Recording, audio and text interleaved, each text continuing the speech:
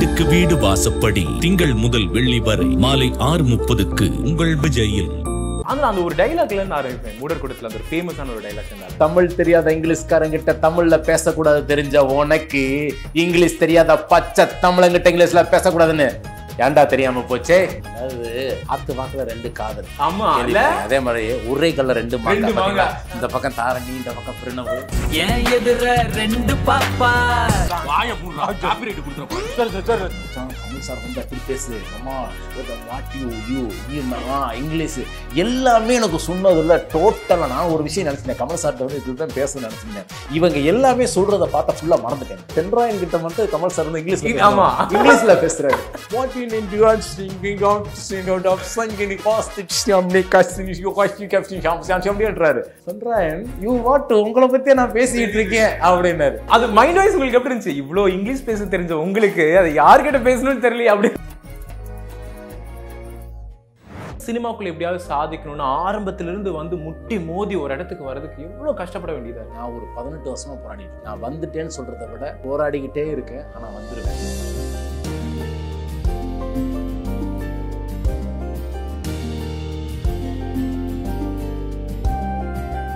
Hi, வணக்கம் and welcome to Nakkheeran studios. நான் ராம்குமார். இன்னைக்கான கான்வர்சேஷன்ல நம்மளோட ஜாயின் பண்ணிருக்காங்க ஃபைண்டர் படத்துக்காக சென்ட்ராயன் அவர்கள், பிரனா, தரணி. வணக்கம். வணக்கம். அதாவது காத்து வாக்குல ரெண்டு காதல். ஆமா, அதே மாதிரி ஒரே கல்ல ரெண்டு மாங்கா. இந்த பக்கம் தாரணி, இந்த பக்கம் பிரணவு. எதுக்கு உட்கார வச்சிருக்காங்க தெரியுமா?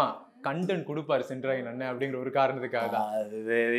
எதிர்பார்க்கறீங்க கேமரா வேற ரோல்ல இருக்கு, என்ன வரப்போகுதுன்னு தெரியல. முதல்ல வாழ்த்துக்கள் உங்க எல்லாத்துக்குமே, டீமுக்கு. ஃபைண்டர் ஒரு நல்ல படம், நல்ல ஒரு ட்ரைலர்லாம் பார்க்கும்போது ஒரு நல்ல படத்துல நீங்க எல்லாருமே பெர்ஃபார்ம் பண்ணியிருக்கீங்க. வாழ்த்துக்கள் உங்க எல்லாத்துக்குமே. ஸோ எனக்கு சென்ட்ராயன் அவர்கள்கிட்ட இருந்து தான் ஆரம்பிக்கணும்னு நினைக்கிறேன். ரெண்டு விஷயம் ரொம்ப இண்டஸ்ட்ரியில டஃப்பான ஜாப். ஒன்று காமெடி பண்றது, இன்னொன்று சீரியஸான ஒரு ரோல் பிளே பண்றது. ரெண்டுமே மக்கள் நம்பணும். ஆனா அந்த ரெண்டு விஷயத்தையுமே சைமல்டேனியஸா மர்ஜ் பண்ணி தொடர்ந்து வெற்றிகளாகவே கொடுத்துட்டு இருக்கீங்க சென்ட்ராயன் அவர்கள். வாழ்த்துக்கள். தேங்க்யூ.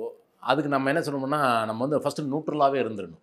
நியூட்ரலாக இருந்துட்டோம்னா நம்ம டைரக்டர் சார் சொல்கிறது அப்படியே நம்ம எப்படி வாத்தியார் சொன்னால் நம்ம எப்படி கேட்டு நம்ம கரெக்டாக பண்ணிடுவோம். அதே மாதிரி டைரக்டர் சார் சொல்கிறது நம்ம கேட்டுட்டு ஒரே டேக் 2 டேக்கில் அடிச்சு விட்டுருலாம். இதே 10 டேக்கு 15 டேக் போனால் அந்த வில்லன் வந்துடுவான், இல்லாட்டின்னு காமெடின்னு வந்துடுவான். அதனால டைரக்டர் சார் சொல்றதை கேட்டுட்டு ஒரே டேக் 2 டேக்கில் அடிச்சு விட்டுருணும். ஓகே, ஸோ அந்த காமெடின்னு வரக்கூடாது, வில்லனு வரக்கூடாது. டேரக்டரோட இன்புட்டை வாங்கிட்டு நம்மளோட பாயிண்ட்டுக்கு கொடுத்துடணும். அவ்வளோதான் மேட்டர். அப்படி போயிட்டோம்னா இதை ஒரு நாளைக்கு 3 வேளை என்ன மாற்றுறது? சக்கு சக்கு சக்கு சக்கு சக்கு என்ன மாற்றுறது? அது வந்து டைரக்டர் சார் தான் அந்த ரியாக்ஷனில் சொல்லி கொடுத்தாரு. அதாவது வந்து அது இத்தனைக்கும் பார்த்தீங்கன்னா அது வந்து ஒரு ஐயோ சொல்லக்கூடாதுன்னு சொல்லுவாங்க, பக்கத்தில் இருக்காங்களே. இல்லை படமே நம்ம ரிலீஸ் ஆக போது, படம் பார்க்க போறாங்க மக்கள். சென்ட்ராயன் பட்டையை கிளப்பி இருப்பாரு, இதெல்லாம் சொல்லாமல் இருந்தா எப்படி? இல்லைண்ணா அது கிடையாது. இப்போ இந்த பிள்ளை இருக்கு, இவங்க தாரணி இருக்காங்கல்ல. ஆமா, பார்த்தீங்கன்னா தாரணியும் சரி பிரணவும் சரி டைரக்டர் சார் நல்ல க்ளோஸ் ஃப்ரெண்ட். இவங்கலாம் ஏதாவது சொல்லி அவங்க குட் கேர்ள்ஸ் தானே ரெண்டு பேரும், சொல்ல மாட்டீங்களா? இப்போ நம்ம டிஸ்கஸ் பண்ணுவோம். சொல்ல மாட்டேங்க. அது பார்த்தீங்கன்னா இப்போ ஒரு காட்சி வந்து பார்த்த உடனே சார் இதுதான் சீக்வன்ஸ், இதை வந்து இப்படி நான் ஒரு விஷயம் எழுதி வச்சிருக்கேன் சார், நீங்கள் இந்த மாதிரி பண்ணுங்கட்டாப்புல. நான் வந்து சார் இப்படி ஒன்று பண்ணேன் சார், அதுவும் இதுவும் சேர்ந்து ஒரு கலவையாக ஒரு விஷயம் பண்ணியிருக்கேன்னு சொன்னாப்புல. நான் அவர் சொன்ன மாதிரியே நான் வந்தேன், நேராக வந்து கத்தி எடுத்தனா வந்தனா இங்கே இருந்தது வந்து சும்மா சக்கு சக்கு சக்கு சக்கு சக்கு சக்கு கொண்டேன் சார். பேட் வாய்ஸ் ஒன்று இருக்கும், அதெல்லாம் சொல்லக்கூடாது, அது இந்த கட்டாயிரும். அதனால வந்து சொல்லி கொடுத்தாரு. மாசா இருக்குண்ணா அது. ஆக்டிங்க நேரா பாக்குறதுக்கு ஒரு மாதிரி வைபா இருக்குண்ணா. டக்குன்னு கண்ணெல்லாம் மாத்தி டக்குன்னு சொல்லும் போது எல்லாம் புகழும் கடவுளுக்கு. அந்த இது ஒரு கேள்வி அவங்க கிட்ட கேட்கணும். நம்மள மாதிரி நார்மலா நிறைய கனவுகளோட இண்டஸ்ட்ரியில எந்த ஒரு பின்புலமும் இல்லாம பட் சினிமாக்குள்ள எப்படியாவது சாதிக்கணும்னு ஆரம்பத்திலிருந்து வந்து முட்டி மோதி ஒரு இடத்துக்கு வர்றதுக்கு எவ்வளவு கஷ்டப்பட வேண்டியதா இருக்கு? நான் ஒரு 18 வருஷமா போராடிட்டு இருக்கேன் தலைவா. நான் வந்துட்டேன்னு சொல்றதை விட போராடிக்கிட்டே இருக்கேன், ஆனா வந்துருவேன். அதுக்கு தேவையான விஷயங்கள் வந்து இப்போ படிக்கும்போது வந்து நம்ம இந்த புக்ஸ் படிக்கணும், இந்த எக்ஸாம் எழுதணும், இந்த விஷயம் பார்க்கணும், இந்த வாத்தியாரை பார்க்கணும். அது மாதிரி என்னுடைய தொழிலில் வந்து சினிமாவில் நடிக்கிறது ஒரு டைரக்டர் சாரை பார்க்கணும், ஒரு ப்ரொடியூசர் சாரை பார்க்கணும், ஒரு மேனேஜர் சாரை பார்க்கணும். இது ப்ராசஸ் வந்து பெரிய ப்ராசஸ். இவர் சாஃப்டாக இருந்தால் அவர் சாஃப்டாக இருந்தால் நம்மளும் சாஃப்டாக தான் இருக்கணும். அவர் கோவமாக இருந்தால் நம்மளும் கொஞ்சம் சாஃப்டாக இருந்து தான் பேசணும். அவர் கோவமாக இருக்காருன்னு சொல்லி நம்மளும் கோவமாக இருந்தால் அவங்க அந்த வேலை கிடையாது, அந்த வாய்ப்பு வராது. அதனால் இடம் பொருள் ஏவல் மக்களுக்கு சொல்கிறது அதான். எல்லா விஷயத்தையும் நம்ம கற்றுக்கிட்டு இடம் பொருள் ஆவலாக இருந்துட்டோம்னா ஜெயிச்சிடலாம். தொடர்ந்து உங்களோட பயணம் தொடரட்டும். வாழ்த்துக்கள். நக்கீரன் ஸ்டுடியோ சார்பாக நிறைய படங்கள் பண்ணுங்க, உச்சத்தை தொடரணும் அப்படிங்கிறது எங்களுடைய ரசிகர்கள் சார்பாக உங்களுக்கு வாழ்த்துக்கள். ஸ்டார்ட் ஃப்ரம் பிரனா அண்ட் தரணி 2 பேர்த்துக்குமே வாழ்த்துக்கள். அகைன் 2 பேருமே ஸ்டார்ட் ஃப்ரம் த ஸ்கிராச் தான். உங்களையும் நான் உங்களோட ப்ரொஃபைல் பார்க்கும்போது யூ டிட் லைக் சின்ன சின்ன படங்கள் பண்ணி இன்னைக்கு ஒரு இம்பார்ட்டன்டான ஒரு ரோலில் பேனரில் நீங்களும் இருக்கீங்க. யூ டன் லைக் நிறைய அட்வர்டைஸ்மெண்ட் பண்ணி இன்னைக்கு ஒரு பேனரில் ஒரு முக்கியமான இடமா இருக்கீங்க. 2 பேருமே ஷேர் பண்ணிக்கோங்க. இதே கேள்விதான், எப்படி இருக்கு ஆரம்பத்துலேருந்து எந்த ஒரு பேக் போன் இல்லாமல் ஸ்க்ராட்ச்லேருந்து இன்னைக்கு ஒரு படத்துக்கான ஒரு ப்ரெஸ் மீட் அப்படிங்கும்போது ஸ்டார்ட் ஃப்ரம் உங்ககிட்ட இருந்து எப்படி இருக்கு இந்த மூமெண்ட்? ரொம்ப சந்தோஷமா இருக்கு. ஏன்னா இப்போ ஆரம்பத்தில் சின்னதாக நீங்கள் சொன்ன மாதிரி பண்ணும்போது கூட இந்த ஒரு ஸ்பேஸ் கூட எங்களுக்கு கிடைக்கல. ஒரு ப்ரெஸ்ஸுக்கு முன்னாடி ஒரு விஷயம் பேசுகிற அளவுக்கு எங்களுடைய அனுபவங்கள் அப்புறம் எங்களுடைய வழிகள் எல்லாமே ஷேர் பண்ணுறதுக்கான ஒரு பாயிண்ட்டு சின்னதாக பண்ணும்போது கிடைக்காதது இல்லை. இதை நான் ஷேர் பண்ணணும்னு ஒரு இடம் நானே உருவாக்கிக்கணும்னு கொண்டு வந்த பிளேஸ் தான் இப்போது அந்த ஃபைண்டரில் நிற்குது.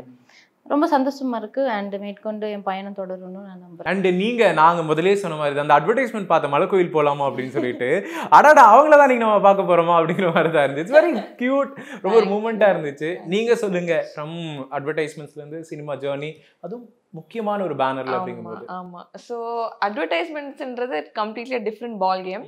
பிகாஸ் அது ஒன் டே ஷூட், அது என்ன கான்செப்ட்னு அப்போதான் தெரியும். You do it and you come back. But மூவின்றது இட்ஸ் அ ஜேர்னி. ஸோ என்ன கேரக்டர், என்ன கதை அப்படின்றது நம்ம அந்த கதையோடைய அந்த கேரக்டர்ஸோடைய ட்ராவல் பண்ணுவோம். So that something very interesting. So இதுக்கு முன்னாடி நான் வித்தைக்காரன்னு ஒரு படம் பண்ணியிருக்கேன். But that is not like complete throughout role. But இதில் it's a complete throughout role. And நான் என்ன சொல்வேன்னா, இந்த படத்தில் as I set that the story is the hero of the இது. ஸோ நாங்கள்லாம் அப்படியே ஆட் ஆன்ஸ் தான். ஆஸ் அ ஜேர்னி நான் ரொம்ப என்ஜாய் பண்ணேன். Because I got to act with a lot of actors. Sendrayan sir, இப்போ Prana, she is same as me, she also started from scratch. Charle sir and then டைரக்டரே நடிக்கிறாரு. ஸோ அது ஒரு டிஃப்ரெண்டான எக்ஸ்பீரியன்ஸ். ஸோ டீமாகவே நாங்கள் ரொம்ப என்ஜாய் பண்ணோம் எக்ஸ்பீரியன்ஸாக. நிச்சயமா. இப்போ நான் இது ஒரு காமன் கொஸ்டின் தான். இப்போ ஒரு கமர்ஷியல் படத்தில் அப்படிங்கும்போது நிறைய எலமெண்ட்ஸ் இருக்கும், சாங்ஸ் இருக்கும், காமெடி இருக்கும் அப்படின்னு. பட் உண்மை சம்பவங்களை மையமாக வச்சு ஒரு படம் அப்படிங்கும்போது அந்த ஆக்டிங் தான் மேஜர் ரோலு. நம்ம பார்க்குறோம் எல்லாருமே ஒரு வெல் எஸ்டாப்ளிஷ்டான பீப்புள்ஸ் இருக்காங்க, இன்க்ளூடிங் சென்ட்ராயன் அவர்களோட சேர்த்து. அப்போ நமக்கு அந்த ஆக்டிங்கான அந்த விஷயங்கள்லாம் எந்த அளவுக்கு இதில் ஒர்க் அவுட் ஆயிருக்கு ஃப்ரம் உங்ககிட்ட இருந்து? எனக்கு நான் இது வரைக்கும் பண்ணதுலே பார்த்தீங்கன்னா இந்த மாதிரியான கேரக்டர்ஸ் தான் நிறைய நான் சூஸ் பண்ணதை விட அது என்ன சூஸ் பண்ணி வந்துச்சு. எனக்கு அப்படி பார்க்கும்போது இது கூட இன்னும் டஃப்பாக தெரில, ரொம்ப ஈஸியாக இருந்துச்சு. அண்ட் இவங்க எல்லாரும் கூடவும் பண்ணும்போது அவங்க கிட்ட இருந்து நிறைய விஷயம் கற்றுக்கிட்டது ஆன் த ஸ்பாட்ல பண்ணது தான். கண்டிப்பா. உங்களுக்கு இந்த ப்ரிப் அப்படிங்கிறது ரொம்ப முக்கியம். நான் சொன்ன மாதிரியே இந்த படத்துக்கு அப்படிங்கும்போது அவங்க சொன்ன மாதிரி கொஞ்சம் கூலாக இருந்திருக்கலாம். But selecting a right projects when you are enter in to this industry அப்படிங்கிறது ரொம்ப முக்கியம். நம்ம சொல்கிற மாதிரி இப்போ நம்ம இப்போ தான் ஆரம்பிச்சிருக்கோம். But we want to produce right content to the audience அப்படிங்கிறது இந்த பிகினிங் ஸ்டேஜில் ரொம்ப இம்பார்ட்டன்ட். நீங்கள் சொல்லுங்கள், how important finder to you in your career? ஆக்சுவலாக சொல்ல போனால் ஃபேக்ட் இஸ், அடுத்த நாள் பூஜை காலையில் நைட்டு தான் எனக்கு கன்ஃபார்ம் பண்ணுறாங்க. Oh super. படத்துக்கு. ஓகே. ஸோ அது ரொம்ப last minute. I had no clue about anything. எனக்கு அந்த கோ டைரக்டர் அபிகோ, அவர் தான் அது எனக்கு தெரியும். வி ஒர்க், எனக்கு அவர் தெரியும். திடீர்னு இப்படி ஆடிஷன் வர முடியுமா அப்படின்னு கேட்டார். நைட்டு ஒரு 7 o'clock போயிட்டு ஓகே கதை சொன்னார். எனக்கு பிடிச்சிருந்தது, எனக்கும் டிஃப்ரெண்ட்டாக இருந்துச்சு. ஏன்னா அது சொல்கிறப்பவே கேட்குறப்பவே ஏன்னா எல்லா கதையும் பார்த்துருக்கோம், கமர்ஷியல் படமாக இருக்கு எல்லாமே. இதில் எப்படின்னா எல்லாரோட பெர்ஸ்பெக்டிவ் அப்படியே ரிவால்வ் ஆகி கடைசியில் என்ன ஆச்சுன்னு தான் தெரியும் நம்மளுக்கு. So that is something very interesting. So அதில் என்ன மெயின் கேரக்டராக வைக்கிறாங்கன்னா, இது போதும் அடுத்த நாள் நான் பூஜைக்கு வந்துடுவேன் அப்படின்னு சொல்லிட்டேன். ஸோ எனக்கு தெரிஞ்சு this is a big milestone for me to be a part of this project. Cinema அப்படிங்கிறதே மேஜிக் தானே, அடுத்த நாள் என்ன நடக்குதுன்னே தெரியாது. கண்டிப்பாக ஃபைனல் உங்கள் எல்லாருக்குமே ஒரு சக்ஸஸ் கொடுக்கட்டும். அண்ட் உங்ககிட்ட பேசும்போது எனக்கு ரொம்ப முக்கியமான ஒரு பர்சனை பற்றி பேசி ஆகணும், மிஸ்டர் கமல்ஹாசன் அவர்கள். பிக் பாஸ் அப்படிங்கிறது எல்லாருக்குமே ஒரு அப்லிஃப்டிங் மூமெண்ட் தான். அவங்களோட வாழ்க்கைக்குள்ளே போகும்போது ஒரு பெரிய ஒரு மாற்றத்தை ஏற்படுத்தும். பட் சென்ட்ராயன் மாதிரியான சில ஆட்களை நாங்கள் பார்க்கும்போது உண்மையான சென்ட்ராயனை பார்க்க முடியாது. எவ்வளோ இன்னசென்ட்டாக இருக்காரு, ஒரு விஷயத்துக்காக எவ்வளோ போராட வேண்டியதாக இருக்குது, இல்லை எவ்வளோ இன்னசென்ட்டாக இருக்கார் அப்படின்னு நாங்கள் லைஃபா பார்த்து ஒரு சப்பாத்திக்கு எவ்வளவு கஷ்டம் அப்படிங்கிறது பிக் பாஸ்க்குள்ள போனாதான்டா தெரியும் அப்படிங்கிறது. நீங்க சொல்லுங்க அவதே, உங்களுக்கு அந்த பிக் பாஸோட ஜேர்னி எப்படி இருந்துச்சு? இல்லை அது எனக்கு பிக் பாஸ் வந்து சில பேர் வந்து போயிட்டு வந்தவங்களாம் வந்து அப்படி இப்படிலாம் சொல்கிறது கிடையாது. எனக்கு அப்படிலாம் கிடையாது. பிக் பாஸ் போயிட்டு வந்ததுக்கப்புறம் என்னோட கேரியருக்கு வந்து ஒரு மிகப்பெரிய ஒரு மைல்கல் தான் அது. ஏன்னா ஆமாம், எனக்கெல்லாம் அது எந்த ஒரு மைனஸும் கிடையாது, பெரிய ப்ளஸ் தான் எனக்கு பிக் பாஸ். நான் சுஜதாந்துக்கு நான் போயிட்டு வந்தேன் ஷூட்டிங்கு. அங்கே வந்து கேட்குறாங்க, நீங்கள் சென்ட்ராயன் தானே, வாங்க எங்கள் வீட்டுக்கு வாங்க, எங்கள் வீட்டில் வந்து சாப்பிடுங்கன்னு கூப்பிட்றாங்க. ஏன்னா குடும்பத்தில் ஒருத்தர் மாதிரி என்னை வந்து உரிமையாக கூப்பிட்றாங்க. பிக் பாஸ் வந்து எனக்கு சூப்பருங்க. வெளிநாட்டுல பயங்கரமா பயணம் பண்ணிட்டே இருக்கீங்க போல. ஆஃப்டர் பிக் பாஸ் நிறைய நான் கேள்விப்பட்ட சென்ட்ராயின் கால் எடுத்தாலே ஃபுல்லா வெளிநாட்டு காலா போகுது. இங்கெல்லாம் இருந்தா ஏதாவது தெலுங்குல சொல்லுவாங்க, ஹிந்தியில சொல்லுவாங்க, உங்களுக்கு மட்டும் வெளிநாட்டு லாங்குவேஜ்ல பேசுறாங்கன்னு கேள்விப்பட்டேன். அது போய்கிட்டு இருக்குது, நான் சொல்றேனே. அதான் இன்னொரு படத்துக்கு விஷயம் மக்களுக்கு சொல்லுங்களேன். நான் சொல்லிடுறேன். நான் அதுல இப்போ நான் இது நான் சொல்ல மாட்டேன். பிக் பாஸ் வந்து உண்மைதான். ஏன்னா ஒரு அந்த டாஸ்க்குன்னு கொடுப்பாங்க. அந்த டாஸ்கில் வந்து இந்த பக்கம் ஒரு 5 பேர், இந்த பக்கம் ஒரு 5 பேர், மொத்தமே வந்து ஒரு 10 சப்பாத்தி தான். அந்த 10 சப்பாத்தியை வந்து யார் பிரிச்சுக்கிறீங்கன்னு சொல்லிட்டு பிளான் பண்ணுவாங்க. அப்போ ஒவ்வொருத்தரும் எனக்குலாம் பயங்கர குலப்பசியாக இருக்கும். இல்லை ஒரு சப்பாத்தி கூடுறா, இல்லை அரை சப்பாத்தி கூடுறா அப்படின்னா எனக்கு பசிக்கு, நான் முந்தானத்துலேருந்து பட்னியாக இருக்கேன் அப்படின்னா. எனக்கு எல்லாருமே அந்த பட்னியாக இருக்கும்போது ரொம்ப வலியாக இருக்கும். அதில் தான் கோபம் வரும், சண்டை வரும், பயமும் வரும். ஆனால் டாஸ்க்காக சூப்பராக இருந்துச்சு. எப்போவுமே உலகநாயகன் அவர்கள் சென்ட்ராயன் அப்படிங்கிற ஒரு பேர் சொல்லும்போது ஒரு ஜர்க் ஆகும் கிட்ட. அது எல்லாத்துக்கிட்டையும் அது யூஸ்வலாக இருக்கிறதா. பட் அந்த ஒரு வார்த்தையை அவர்கிட்ட இருந்து சொல்றதுக்காக ஏங்கக்கூடிய நடிகர்கள் இன்னும் எத்தனையோ பேர் இருக்காங்க. பட் ஃபார்ச்சுனேட்டாக அவர் உங்களை பார்த்துக்கிட்டே இருக்கிறதுக்கான வாய்ப்பு ஒரு பெரிய நாட்களாக கிடைச்சிச்சுல. எனக்கு அதாவது ஒரு விஷயம், எனக்கு கமல் சார் வந்து உண்மை கிரேட் லெஜெண்டுங்க. அவர் உலகநாயகன்னா அவர் தாங்க. இப்போ வந்து எப்படின்னா, ஒரு வாரம் வந்து நான் ஃபர்ஸ்ட் ஓப்பனிங்கில் வந்து இங்கிலீஷில் பேசுகிறதுக்கு நான் ட்ரை பண்ணேன். இங்கிலீஷில் வாட் இது வந்து இது சார் ஓகேன்னு சொல்லிட்டு இந்த என் கூட கண்டஸ்டன்ட் இந்த மகத்தி, சுமும்தாஜ் மேடம், மகத்து, இவன் டேனி, மச்சான் கமல் சார் வந்து அப்படி பேசு மாமா, வாட் யூ இங்கிலீஷு எல்லாமே எனக்கு சொன்னதில்ல. டோட்டலாக நான் ஒரு விஷயம் நினச்சிருந்தேன், கமல் சார்கிட்ட வந்து இதுதான் பேசுன்னு நினச்சிருந்தேன். இவங்க எல்லாமே சொல்கிறத பார்த்தா ஃபுல்லாக மறந்துட்டேன் நான். எனக்கு என்னடா நீ சொல்ல ப்ராக்டிஸ் பண்ணிட்டேன். ஓகே, கேட்ச் வந்துருச்சு. கமல் சார் பார்த்த உடனே ஃபுல்லாக மறந்துட்டேன்னா அப்படி கமல் சார் வந்து நாங்கள் லைனாக உட்காந்துருக்கோம் எல்லாரும் ஒவ்வொரு லைனாக வந்துட்டோம். சொல்லுங்க டேனி, சொல்லுங்க மும்தாஜ் மேடம், இவங்க எல்லா கிட்ட பேசிட்டு கமல் சார் வராரு. சென்ட்ராயன் பேசும்போது சென்ட்ராயன் கிட்ட மட்டும் கமல் சார் வந்து இங்கிலீஷ்ல பேசுறாரு. What you need to singing out sing out of சங்கினி காஸ்ட் சிம்னி கஸ்னி யோகாஷி கேப்டன் அப்படின்றாரு. நானு இவர் என்ன என்கிட்ட தான் பேசுறாரான்னு சொல்லிட்டு அது ரியாக்ஷன் கட் பண்ணி சூப்பரா விஜய் டிவில போட்டிருப்பாங்க. இப்படி பார்த்துட்டு இங்கெல்லாம் பார்த்து இப்படி ஒரு பார்த்துருப்பேன். அப்படி பார்ப்பேன். அவருக்கு கமல் சாரே சிரிச்சுட்டு சென்ட்ராயன் யூ வாட், உங்களை பத்தியே நான் பேசிக்கிட்டு இருக்கேன் அப்படின்னாரு. நானா அது மைண்ட் வாய்ஸ் உங்களுக்கு எப்படி இருந்துச்சு? இவ்வளோ இங்கிலீஷ் பேச தெரிஞ்ச உங்களுக்கு அது யார்கிட்ட பேசணும்னு தெரியல அப்படின்றச்சா?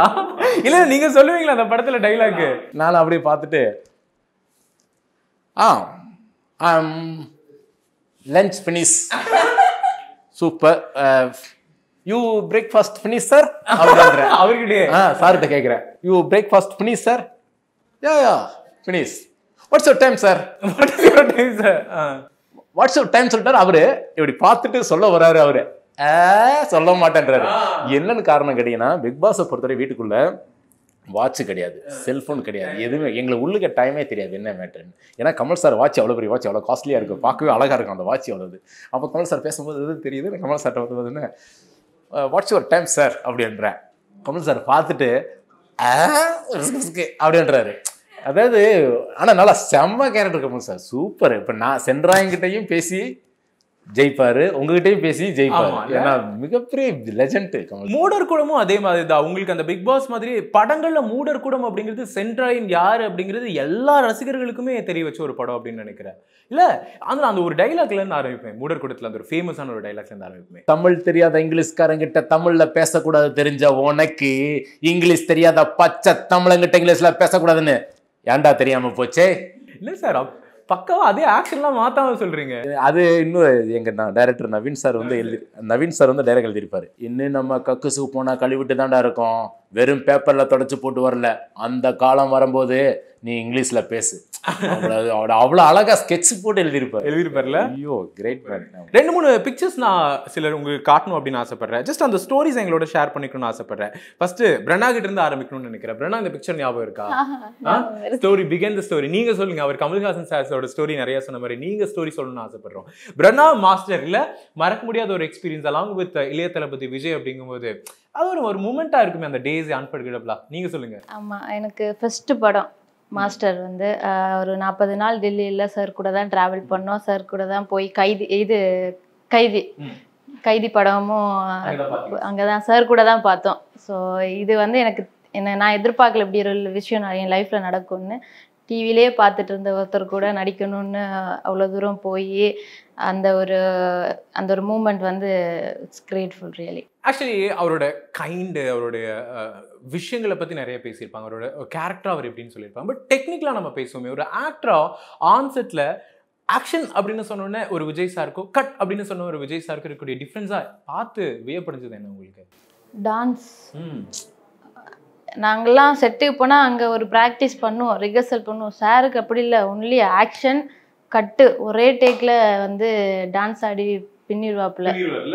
அதில் மறந்துட்டேன். அந்த ஒரு மூமெண்ட் தான். ஓகே. அண்ட் அலாங் வித் இன்னொரு பர்சன் என்ன ரொம்ப சீரியஸா டிஸ்கஸ் பண்ணிட்டு இருக்கீங்க. Me deeply explain about my future plans. என்ன பிளான்ஸ்? அது ஆக்சுவலி ஒரு சும்மா ஒரு கோட் கார்டு. ஆமா, பாக்யராஜ் சார். ஆமா, பாக்யராஜ் சாருக்கு வந்து இவங்க வந்து திரைக்கதை சொல்லி தராங்க. இல்ல மூன்றாம் மனிதன் ஒரு படம் சார் கூட பண்ணியிருந்தேன்.